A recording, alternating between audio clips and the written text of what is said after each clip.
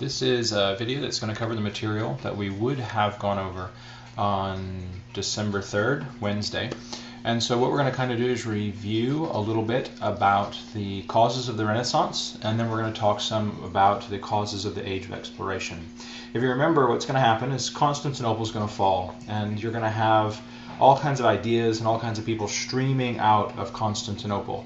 And with them, as they're running away from the Muslim invaders, they're going to take with them all the things that they'd been hoarding there in the city, all kinds of old ideas and old documents. It's going to go over to Europe, where the printing press is just being perfected by Gutenberg, and all these new ideas are going to be printed on books and distributed to all kinds of people. And the various individuals in different professions are going to be reading the things that are interesting to them, and there's going to be a birth of new ideas. And so really the Renaissance isn't this new creative time where all kinds of new ideas are being thought of or created. It's actually a rebirth, or it's a resurrection of old ideas in which these great learnings from past times are being introduced again to society, and they're being implemented in new ways, or they're being used to change the technology that the Europeans had at the time.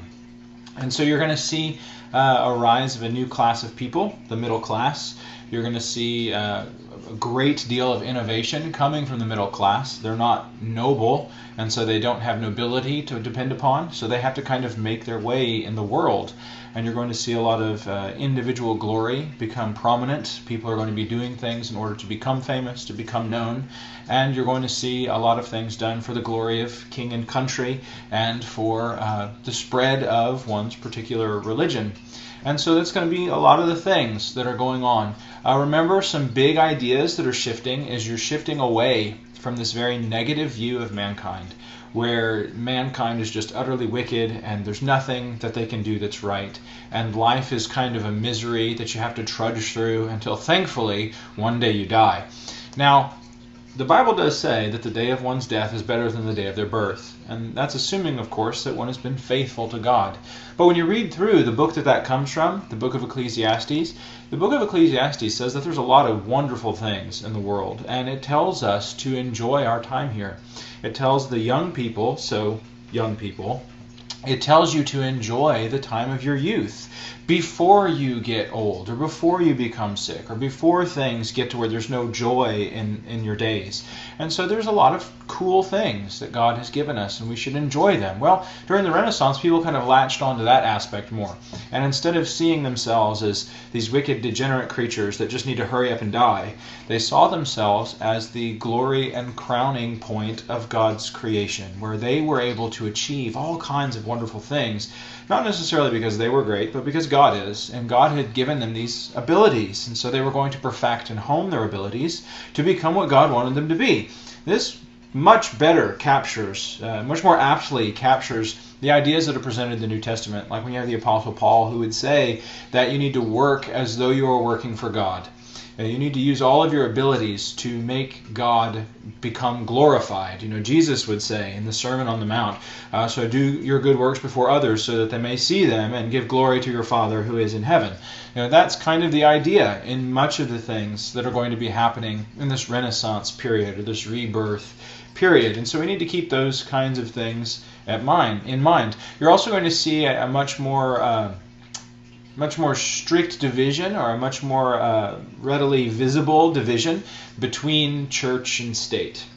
The Catholic Church for a long time, 1,000 years, had they were the leader as far as secular and parochial society was concerned. They were the ones who were in charge of everything. The Pope was the leader of all the kings. The Pope was the leader of all the countries. And you're going to see more of a division beginning to take place here between religion and state, or as we say in our country, church and state. You're going to see more division taking place here, where secular matters are going to be left to secular officials and religious matters are going to be left more in the religious realm. And that is kind of what you see presented in the New Testament, in particular in places like Romans 13, where the Apostle Paul will talk about all government being ordained by God, and he kind of outlines there in that section the various functions of government. Those are not the functions of the church. It is not the church's job to go and punish the wicked. God made government to do that, and God typically doesn't do things with redundancy. He created the physical governments, the worldly governments, in order to punish the wicked, and so he doesn't need the church to do that. The church in particular is focused on spiritual things, and so our wise and wonderfully imaginative Heavenly Father has created this system where he has worldly governments to take care of physical worldly things, and he has the church to take care of spiritual things. And so you're going to see kind of that division begin to take place more and more throughout the Renaissance period, although not perfectly at first. Everybody's going to still have this concept in their mind that you're dealing with an earthly kingdom, and it will take hundreds of years to kind of get that out. In fact, there are still many people who believe that today, or are at least affected by that belief today. In particular, when you hear people talking about the United States being a Christian nation. Well, God did not establish the United States, and certainly Jesus Christ himself did not establish the United States. Now, throughout time, has the predominant religion in this region been Christianity? Yes, because that's what the European explorers brought over with them. And so until that time, or from that time forward, it would be Christianity. But that does not mean that the United States is a Christian nation, because when you read through the scriptures, it becomes very clear that God does not convert nations, God converts individuals, or God is seeking to convert individuals and not nations. And so we still struggle with that concept today, thinking in terms of a national religion or a national religious identity, when the New Testament and the Bible in general does not present those things so much for people in the new spiritual Israel rather than the old physical Israel. So we're struggling to overcome those things even yet today. And we're looking now 500, 600 years into the future from the point that we're studying. It just takes people a very long time to get over the things that they know. And as Mark Twain once famously said, it's not what you don't know that gets you into trouble. It's the things that you know for certain that just aren't so.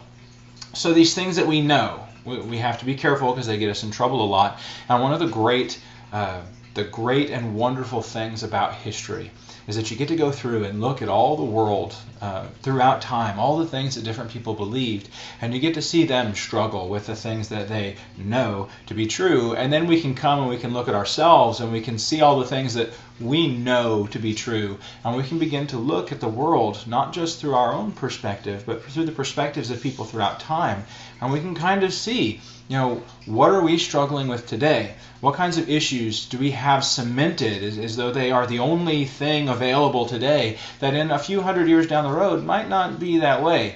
And so it helps us to not only kind of have a better picture of where we stand historically, but it helps us to understand or to get back to the root, to the radix, to become radical in our faith towards God, so that we can focus on the things that God wants us to focus on, and we can begin to see that division between our culture and between our relationship with God, and we can begin to focus on the things that are truly important, and understanding that these other society, worldly, physical things, they're nice, but they're not what's important. And so we can kind of help ourselves to become better servants of God through the study of history.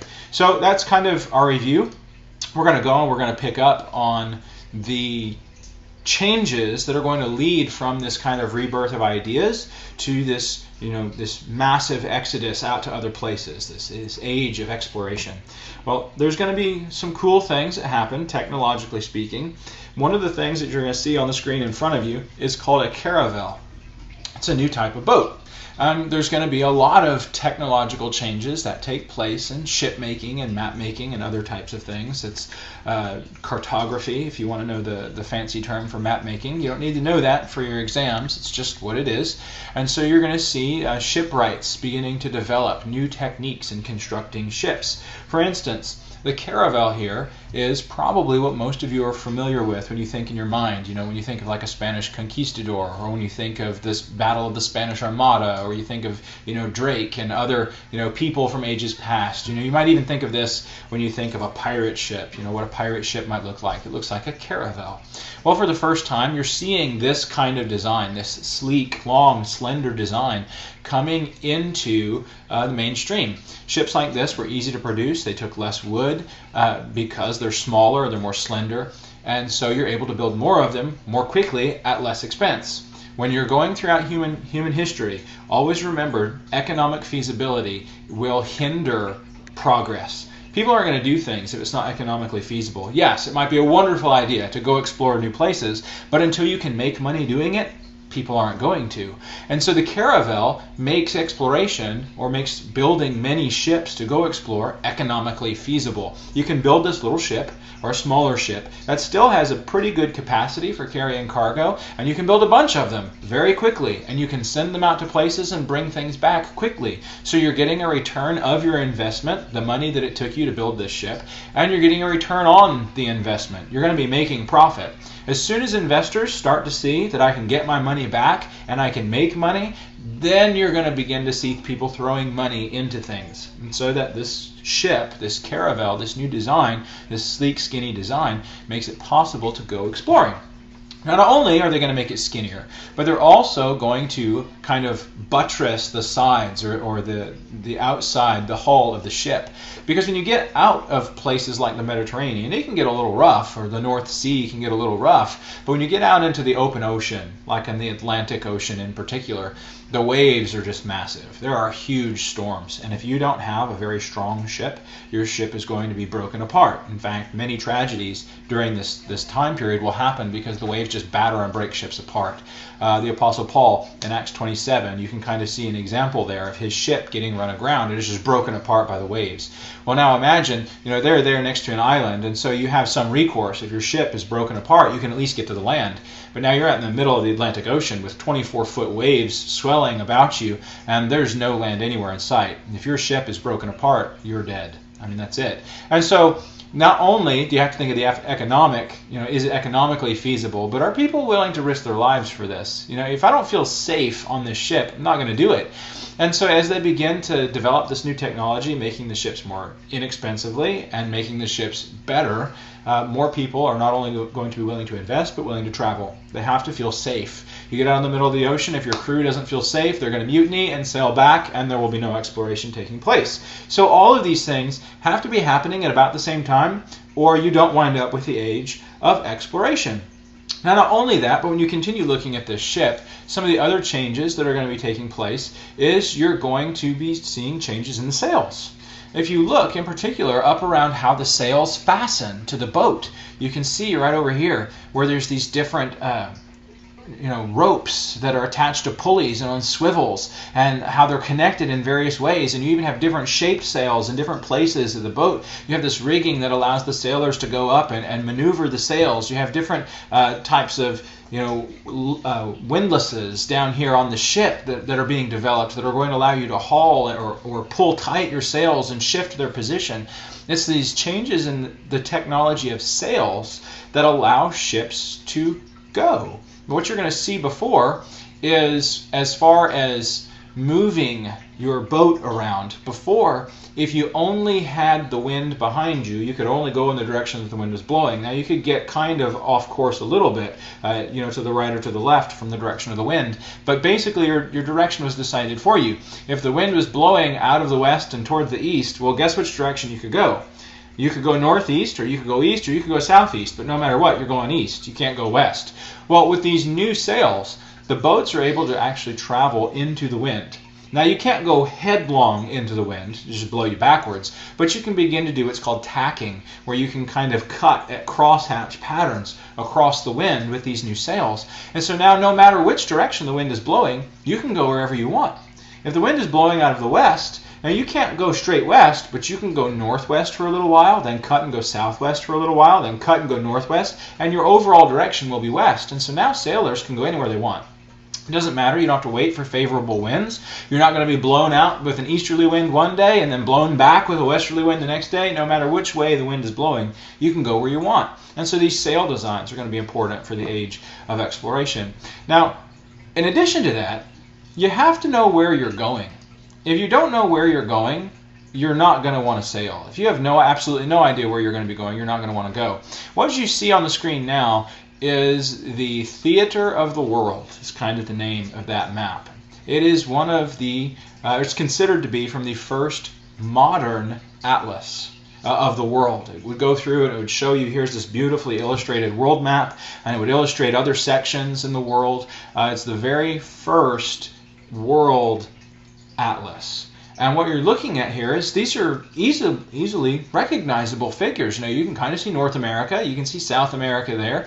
You can see Africa, very good shape to Africa. You can see the Arabian Peninsula, the Indian Peninsula there. You can see those islands over in Indonesia. And you can see Europe has a very good shape to it. They've even got, when you look over in Greenland, the Mercator projections in the map just have Greenland as massive. It's almost as big as Australia. Now you can see Australia over there in the corner. And so, they've got all the continents here on this map, and they're shaped pretty accurately. This is in the 1500s. There's no GPS. There's no satellites to guide. There's no aerial photography. All you've got is yourself, the stars, some paper, and math. And these people are able to draw these accurate maps because, remember, because all that information coming from the Byzantine Empire, from Constantinople, inside Constantinople, coming out now, is information about things like trigonometry, about map making. There's a guy from ancient Egypt, his name is Ptolemy. Some people say the P, some people don't. You pick, I don't care, just spell it right, Ptolemy, Ptolemy. And he was able to figure out that the world was spherical, that it's round. And he was able to figure out about how big the Earth was using shadows and trigonometry. That's pretty amazing. And we tend to go back in time. We tend to think, oh, everybody in the 1500s, 15th century, 14th century thought the world was flat. Well, no, a long time ago. You go, before the birth of Jesus, people had figured out that the Earth is a sphere. In fact, the Bible refers to the Earth in kind of spherical, or at least circular languages. They didn't see the world as this, giant rectangle hovering in space that they were going to sail off the end of. Now, there may have been some people, some uneducated people throughout time who made much of that, but by and large, the educated people throughout time have understood that they're on some kind of sphere, that there's not an end to it. It goes all the way around. And so you're seeing these maps being made reflecting that. Look how his world is round, and he has all these connecting edges. He doesn't see this as something that they're going to fall off of. They know it's round. They've known it's round. And this new information coming out of Constantinople helps them to solidify that fact and to be able to make these very accurate maps. Now, there are some interesting things you can see here with this picture. They still believed in sea monsters, by and large. And in places where people hadn't explored very well, you'll see pictures of these sea monsters. Cool thing about this image here is it's from the same work, this Atlas of the World, or this Theater of the World, the Theatrum Orbis Terrarum. And so what you see here are various illustrations that are compiled kind of into a monster index from that work. And you can see here, there's this wolf fish thing, there's this, horse, lion, squid monster thing. You have this, hook-nosed, who knows what's it. You've got this lizardy fish with water spouting out of the top of its head, probably from some kind of a whale that was seen, but very, very much to the people who are exploring, these sea monsters are very real. And so it's kind of interesting to see that even though we have all these new ideas and these math and this great advance in science and exploring and astronomy and all these things, people are still very much people. And they're still scared of stuff they don't know. Just like everybody's afraid of the dark, you turn the lights out, the strongest, biggest, meanest, baddest person kind of gets a little chill and is worried and they look around.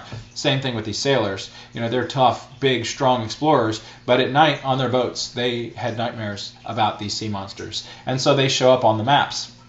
It's kind of neat. Here's another image of maps. You can notice the date down here on this one is from 1597. And it shows in very recognizable format. You can see here, the coast of Texas, modern Texas, right along here. You can see the Floridian Peninsula down in here. They have, the Caribbean islands out over here. And they have, even the Key Islands down here to some extent in Florida. And you have the coast going up along the Carolinas and all that. This is all very accurate. At least much more accurate than I probably could have done back in the 16th century, 1597, and you have these accurate maps. So the new maps make it possible for these people to go exploring. You have a map, you know where you're going, you have a good boat that will get you there. Now the only thing you need to be able to do is to navigate. And so what we're going to see is navigation. There's a picture of a modern ship that's being used with those sails. Now we just need to be able to navigate. This is an astrolabe. And it is a tool that allows you to use the sun and the stars to fix your latitude. So you can tell how far across you are in the globe. Where are we going? And it allows you to tell your latitude.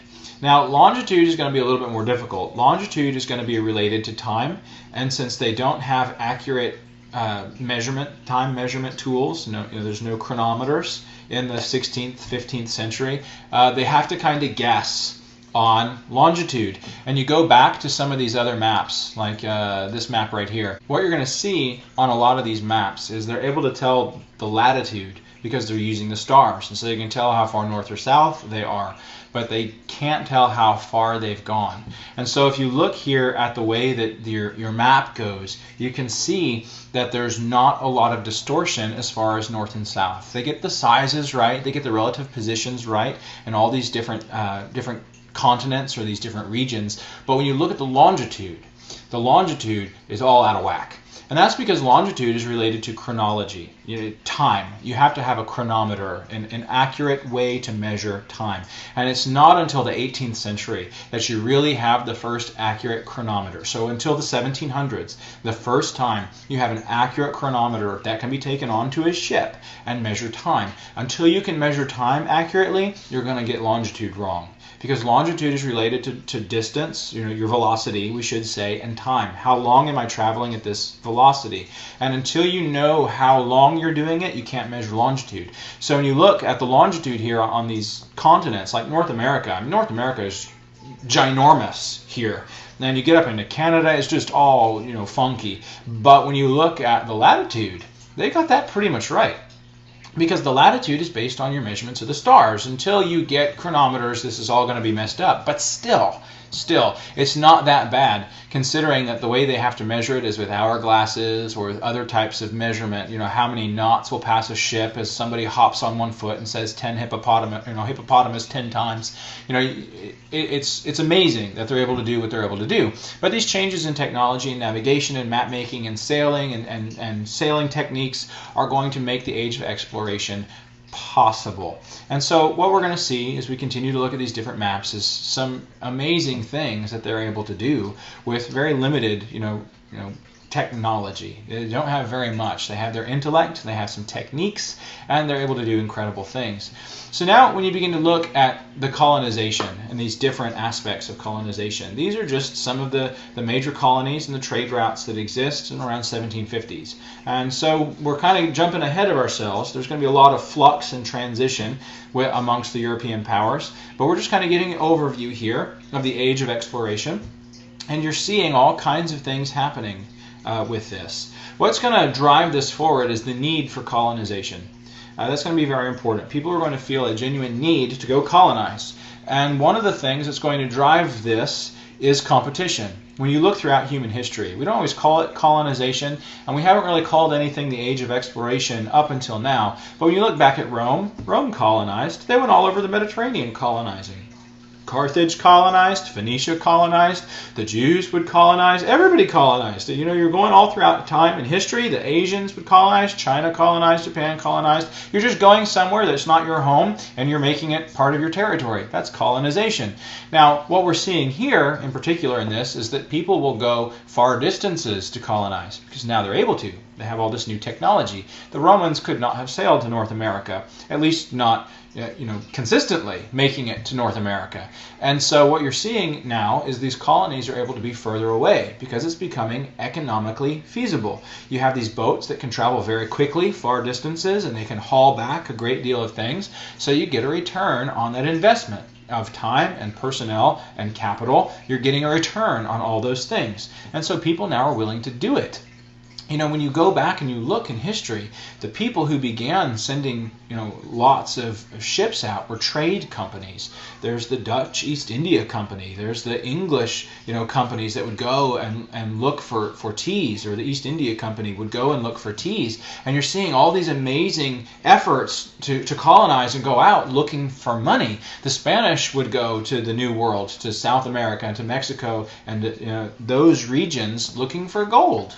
They wanted money. They were going out to find money to bring it back, and they would kind of become famous if you found wonderful things. Sometimes there were frivolous pursuits, like for the Fountain of Youth. People would go and look for that, but I mean, you're talking some serious money there. If you wind up with water that people can drink and become young again, you can definitely monetize that. People will pay huge sums of money to be young again, and so they're looking for money. And we're going to see, as this is taking place, some quarreling over that. First of all, if you're England and you know that Spain is out searching for gold in South America and Mexico, you can't stay out of that. Because if they get lots of money, they will have money to spend on more ships and more soldiers. And the next time you get into a fight with Spain, guess who's going to win?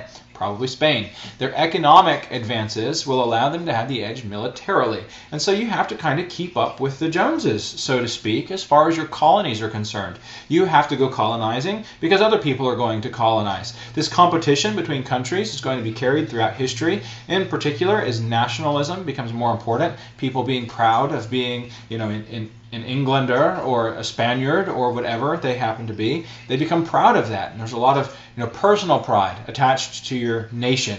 And so we want England to do well because I am British. I want Spain to do well because I'm a Spaniard. And those English are not going to outdo a Spaniard. And so you're going to see a lot of competition begin to increase simply because people are thinking more nationally now. It's going to become a huge problem in the 1800s and the early 20th century with this idea of nationalism. And so you're going to see these things, the birth or the germ of those ideas in particular, taking place around this time. So you have to colonize because other people are colonizing, and if you don't, you're going to get left behind. Well, new technology is going to enable you to go far away for colonies, and so now you're going to have nations fighting outside of Europe. They're going to be warring in the Americas. They're going to be fighting in various places. They're going to be fighting in the open seas. England will be famous for sending out pirates to attack Spanish galleons and steal the money as they're leaving South America. In fact, that's what the Battle of the Spanish Armada primarily will be over, is that England won't do anything to rein in the English pirates because the English pirates go, take a Spanish galleon, they get all the money for it, they bring some home, they get to keep a little bit, give a lot to the Queen, everything's great. And so that's kind of what's going to happen. This battle of the Spanish Armada will be fought because of piracy. Also, I think that the King of Spain kind of had his feelings hurt because Elizabeth wouldn't marry him. But I mean, that's besides the point. What we're seeing here is that a lot of this is based on economics of these colonies. You have to go get things because other people are, and if you don't get them, then you're going to be left out. Now, not only that, there's also going to be people who are driven by personal glory. I mean, how cool would it be the guy who discovers America?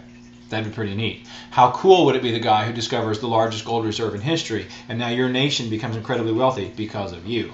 Lots of people became explorers because they wanted to have that personal glory attached to their name.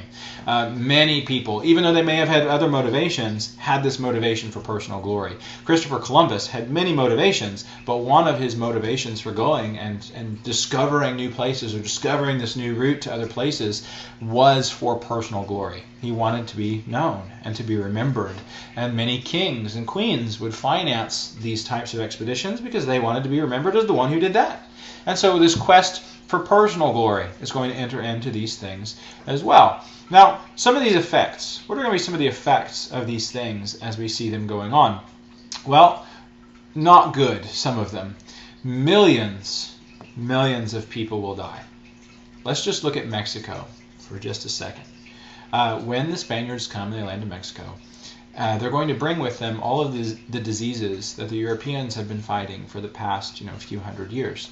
They'll bring things like the bubonic plague with them. They'll bring things like smallpox in particular, one of the most deadly things. And so they're bringing all these diseases that people in Europe have kind of gotten over, and they're taking them with them now to the New World. Well, all your Spanish conquistadors probably have antibodies built up in their body to these diseases, and when they come, they're carrying them, and they will give them to the indigenous peoples where they're landing. We have to be very careful not to use terms that are inaccurate historically.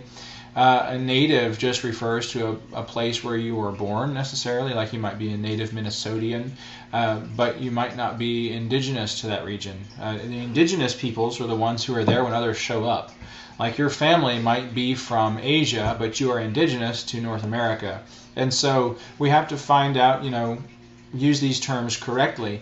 We often talk about people not being a native Texan. Well, he's not native Texan, he wasn't born here, but they can still be indigenous to the region. They're here before other people come in. And so when we talk about like Native Americans, well, anybody who is born in the Americas is technically a Native American, but they weren't necessarily the indigenous people groups. And so the indigenous people groups in these regions are going to be affected by these diseases. And so smallpox, and particularly smallpox, will take a population of around 25 million people in Mexico, in these various, empires that existed in Mexico. 25 million people, and they will be brought down to less than 2 million in around 100 years. That's just a massive death toll. It's unbelievable how many people die. It's like a 90% mortality rate. You go from 20 million to less than 2. That's just incredible. The same thing was happening in Europe. A third of the total population of Europe will die because of things like the Black Death. In some places, everybody dies because of the Black Death. There are stories of some towns where everybody in the town or village would die except for one person. And so these diseases are catastrophic as far as population numbers are concerned. And so the cost of exploration, one of the intangible costs, you'll never be able to measure it, is the death toll that will arise because of exploration. Now, not only will diseases kill these indigenous peoples, but you will also have warfare. When the Spanish showed up, at first they pretended to play nice, and then they didn't. And they enslaved the people groups, or they killed them. They fought them to steal their gold. And so there's going to be many people who die in these conflicts. Now, not only will there be conflicts between the explorers and the people who are being explored, so to speak, the conquistadors and the conquered, but there will also be conflicts between the various colonies. The English will be fighting with the Dutch at various times. The English and the French colonists will be fighting with one another, and so there's going to be death tolls amongst the colonists themselves. Soldiers will now be sent from France to fight in the New World, from England to fight in the New World, and so you have England and France fighting one another outside of Europe on the battlefields in North America. The French and Indian Wars, primary example, with the French colonists and the French military fighting the English colonists and the English military, and the indigenous peoples, traditionally called the Native Americans, they will get caught up in that as well. And so there's going to be a lot of conflict there in those groups. But remember, they're indigenous. These indigenous people groups will suffer warfare, not only amongst themselves or with the people who are conquering them, but they're going to get brought into these other conflicts too. So many people are going to die. Monks. We're going to talk in just a minute about the spread of Christianity, but monks and priests and other religious groups, as they go to these various places, are going to get caught up, and they will develop this idea of martyrdom. If you're martyred for your faith, you kind of get a free trip to heaven. And so many, that's a rough approximation of the way it worked, but that's kind of the end result. If you're martyred for your faith, you get to go to heaven for free, skip purgatory, all those things that we talked about last time. You get to avoid all that and just go straight to the good place. That sounds like a pretty good idea, especially if you're still kind of an old world thinker and you're still thinking that this life here is nothing but a misery and a drudgery and it's just better to get it over with. Certain groups of people tended to hang on to that view longer than others, tended to be stuck in the thinking of a lot of the clerical groups, the clergy groups, the priests, monks, whatnot. And so it was preferable in many instances to be martyred because you just got to skip all the pain and misery of life, go right on to the reward. And so they kind of developed this this desire. It's hard to put it into words. This desire, this culture of martyrdom. They would go over to these places, and it's almost like in some instances they would kind of provoke the native groups there, the indigenous groups, into killing them.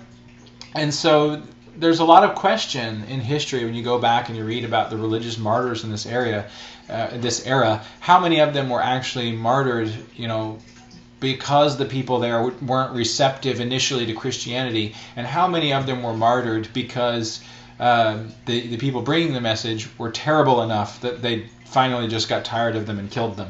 And so there's a lot of question as far as that's concerned. But this is another area where people will wind up dying during this time, this era, is because of their faith. They will be martyred for their faith. And so that's going to kind of lead us to some other benefits that are good. One being the spread of Christianity. Christianity will be spread all over the world. And I think that God is using this, not necessarily causing everything that happens, because obviously there's some very terrible things that happen. But God is able to use human sin, and He's able to use poor human choice to bring about His greater glory. So God is great because He's greater than us, and He's able to use our shortcomings to achieve His ultimate goals.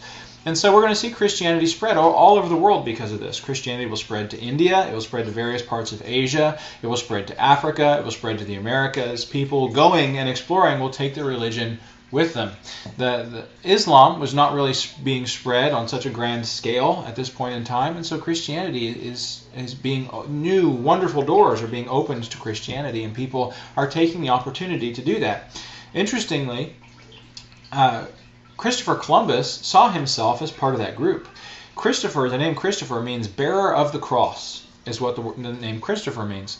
And Christopher Columbus saw himself as one who is taking Christianity to the far reaches of the world. His hope was that when he went exploring, that Christianity would follow him wherever he went, and people would convert, and the end of time would come. They had this idea in their head, as people still do today, that if they can just get the entire world to become Christian, then the end of the world will come and everything will be great. Now, unfortunately, when you read the Bible, it becomes clear in the Bible that that will never happen. Jesus says that the broad way is the easy way. Most people are going to follow the broad way. The narrow way is the hard way, and few will be they who find it. That's in Matthew chapter 7, I believe verses 13 through 15, maybe 12 through 14, but it's there, Matthew chapter 7. And so Jesus says that's never going to happen. There will never be a point in time when everybody becomes Christian, at least here in this world. And so what you're seeing is this idea, again, of a physical kingdom. We've got to get everybody here to become Christian. And then once everybody here is a Christian, well, then God will end everything. And so Christopher Columbus kind of saw himself as a harbinger, or a bringer in, an usherer in, of the end of time.